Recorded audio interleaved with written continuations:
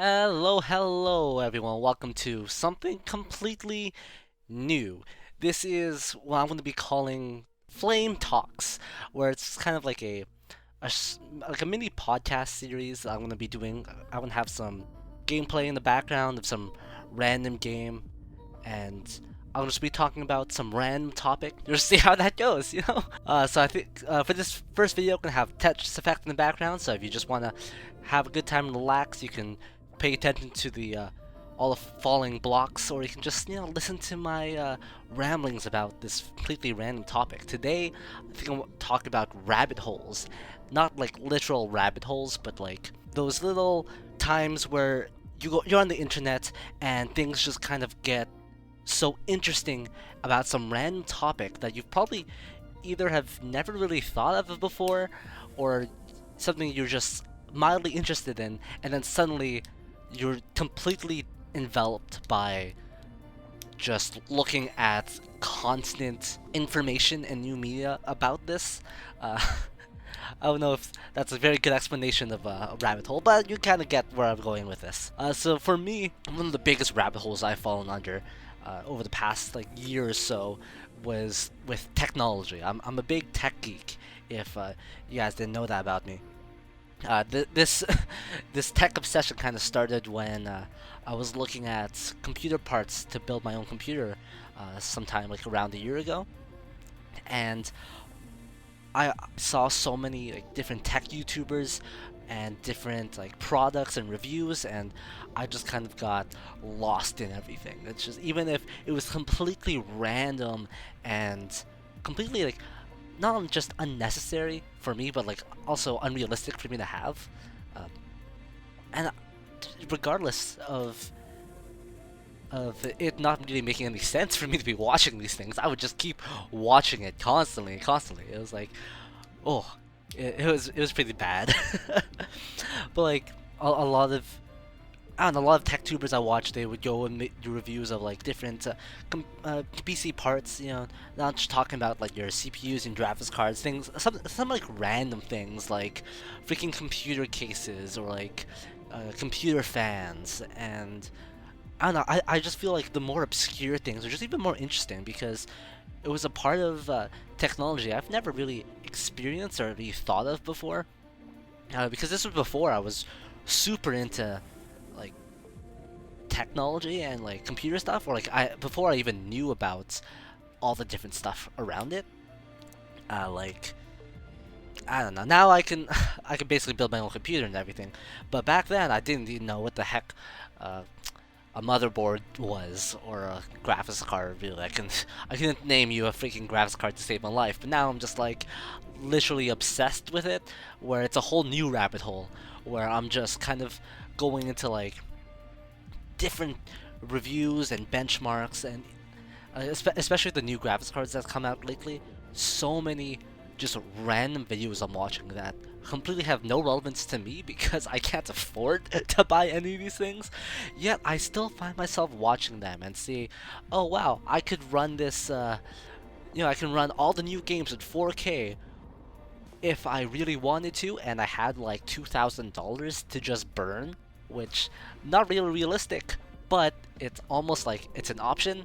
Not it's like kind of, but not real. Anyways, that's like one of the biggest rabbit holes I've fallen under this past year or so, maybe. I don't know, especially now, because I feel like it's gotten worse, because now that I'm even more knowledgeable about technology and all this tech stuff, it's just become like even deeper. Before, like my rabbit holes were just kind of just randomly scattered uh, throughout different aspects of computers, but now it's just like focused into very specific subsets of computers, like graphics cards or performance of CPUs, and it's just to the point where I'm just like, why am I even doing this?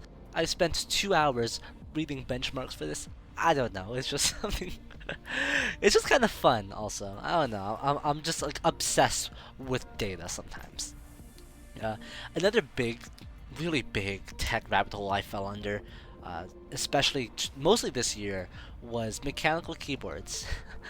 Because I remember thinking a year ago when I was building my computer, I didn't consider getting a mechanical keyboard because I thought, oh, there's really no point to getting it because it's like just more expensive with it's not a whole lot of extra stuff to it, I suppose. And that's kind of true when it comes to gamer mechanical keyboards because the way gamer mechanical keyboards are marketed, they're like all fancy RGB bells and whistles. You know, you have your macros, dedicated media controls, and everything like that. But I just never saw the point of it. Mostly because they're far more expensive than a regular keyboard you get. Gamer keyboard would run you like maybe upwards 80 to 120 Canadian. So like it seemed a little expensive for my taste. For really not much of a difference from a standard membrane keyboard. But then I got into the rabbit hole of flipping enthusiast mechanical keyboards. Now that's a different a different world of its own.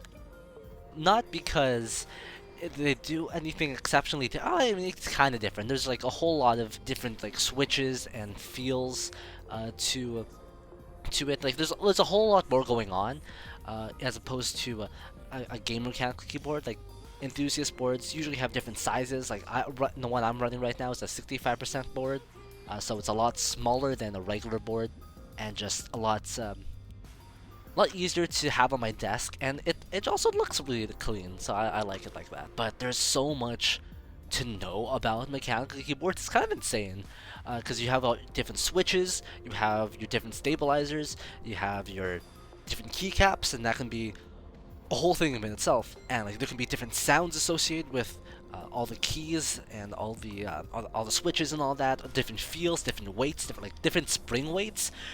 You like whoever thinks about modifying the spring in a key switch to make it heavier or lighter, like no one thinks of that or cares about that stuff unless you're into the enthusiast mechanical keyboard market. So it's kind of crazy that this market even exists, but at the same time I love it because again I'm obsessed with data and like tech stuff.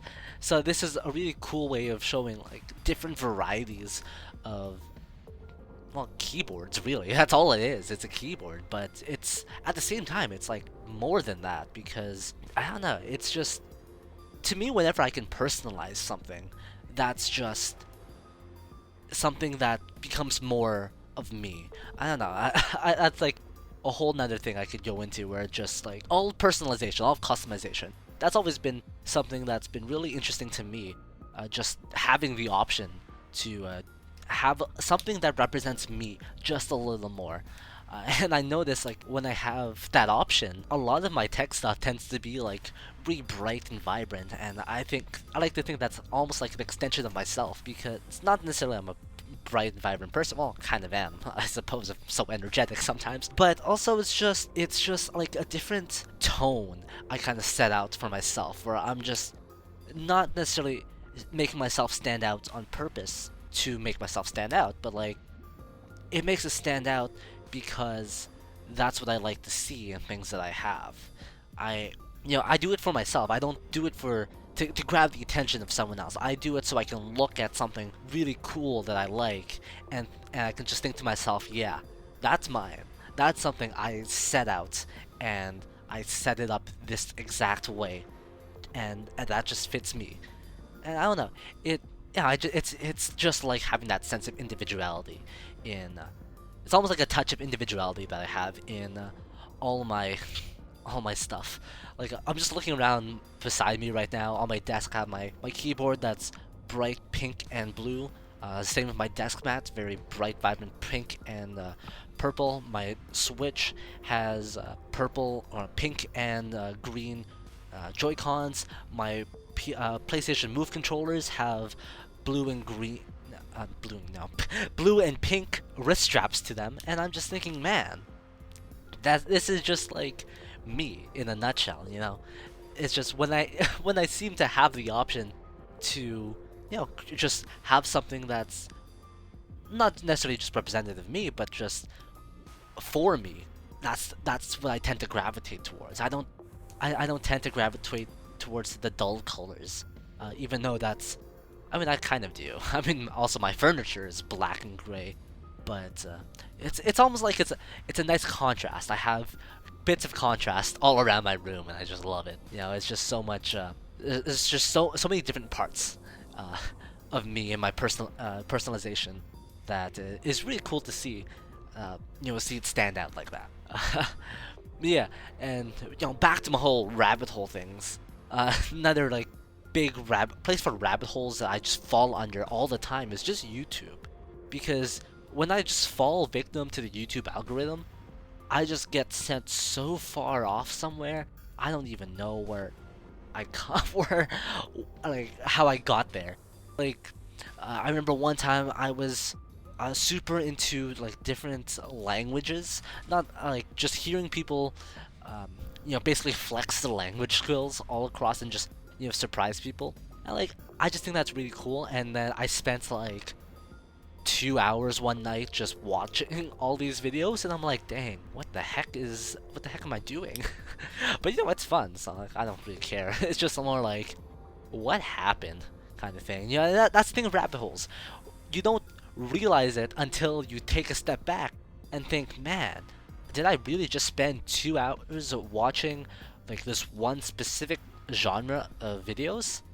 And that's when you say, yeah, yes, I did. Like another thing I was recently really not really obsessed with, but I was just hooked on was watching watching like those large donation videos, like the things Mr. Beast does. I was watching a bunch of I saw a bunch of Mr. Beast. I saw some videos of Jacksepticeye doing this, but they were just basically giving large sums of money away to some streamers on Twitch, and I just think that's cool.